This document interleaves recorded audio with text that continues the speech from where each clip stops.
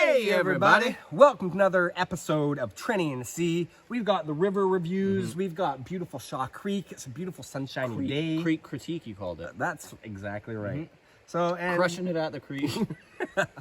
we've got Bearface. Yeah. This is their Wuhaka expression. It's like the 111 series, where it basically in Canadian whiskey law.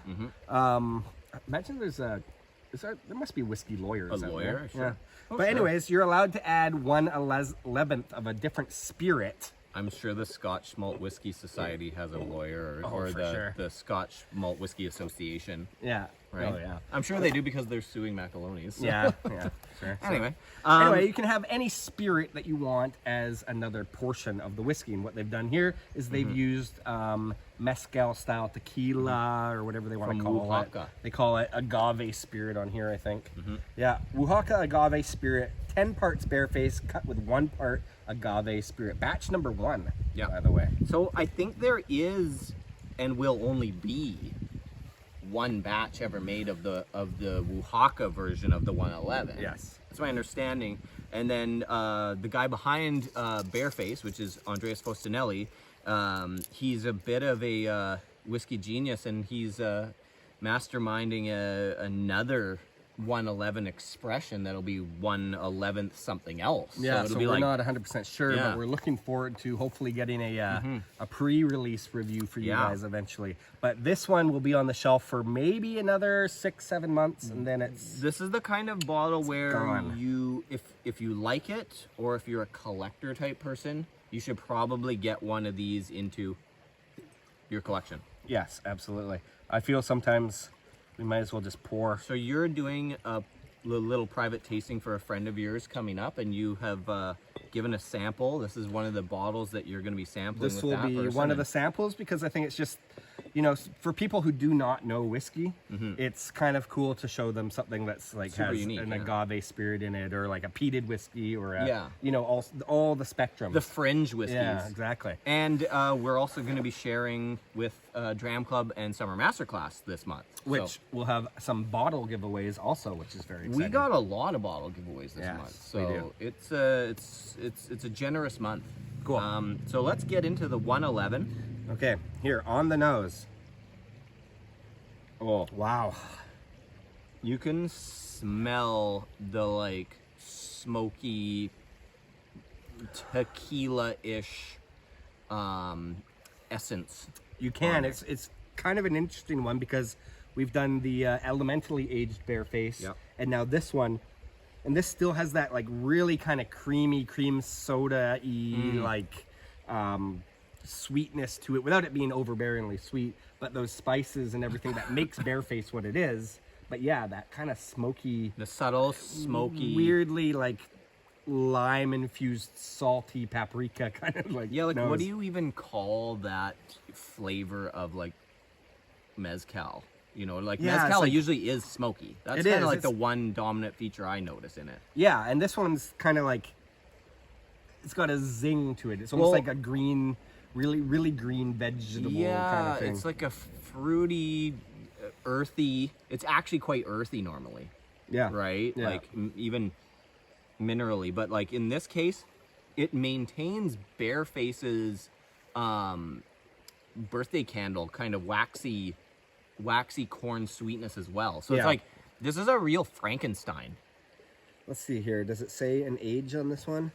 Well, it's gonna be probably 7 years It's old. probably too. the 7-year-old. It just doesn't say it, but oh, look at this. It even says first Canadian, or a fearless combination of complex floral notes, dried fruits, and an earth smoky finish.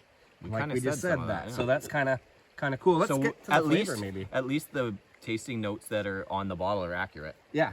But one thing that we can tell you is that Andreas probably wrote those because Andreas, we tested his nosing skills one time and his Yeah. palate. And he was so was bang on. It was ridiculous. so insanely good. Like we mixed a whole bunch of 1/11ths of different weird things and we gave it to him and he picked out every single one of them. Yeah. Like, he knew what everything was. So Yeah. he knows his business. Absolutely. So let's get to the flavor Okay, here. we go. I mean, swarmed by flies. That, okay, so, oh man, the mezcal finish is on the finish. It, like it turns into that weirdly like peppery, Spicy peppery, but almost like a, what do you call that type of spice? It's not like chipotle. It's smoked not paprika. Like, yeah, it's like a smoked, basically, yeah, like a smoked paprika or like even a little bit of cumin. Right. But it arrives with the corn sweetness. So you start out like sweet, and then you finish kind of like dry, oaky, spicy, peppery. Totally. With that earthy. Yeah, like kind this of, is a super interesting one. Yeah, and you know what? Like today, I'm feeling it. Yeah. You know what I mean? Like this is almost like, in a way, it's almost like a peated scotch in that you're not gonna sit down and like crush a bottle of this. Like it's kind of a nightcap. I don't know if you would call it it's not a dessert whiskey, but it's kind of like end of the night, like finish your. Yeah, it's one that like sometimes it's hard to go back to, say just going back to more Canadian whiskeys or other sort of styles where it's not very smoky. Yeah. You know, like it kind of takes over the palate a little bit. It's not This has that aspect to it. It does, but it's not as dominant as peat. But I know what you mean by you feeling it. Yeah. I'm feeling it right now too. So like sometimes with whiskey, you know, you try something and you like it, but like we said, you kind of go, I like it, but we're having a river moment right now, though. Totally. Like I'm digging this right now. And the 40, I think it's the finish for me. Like, yeah. I was gonna say it's the 42.5. That helps. It gives that it a helps. little bump and a little bit like you notice it on the palate.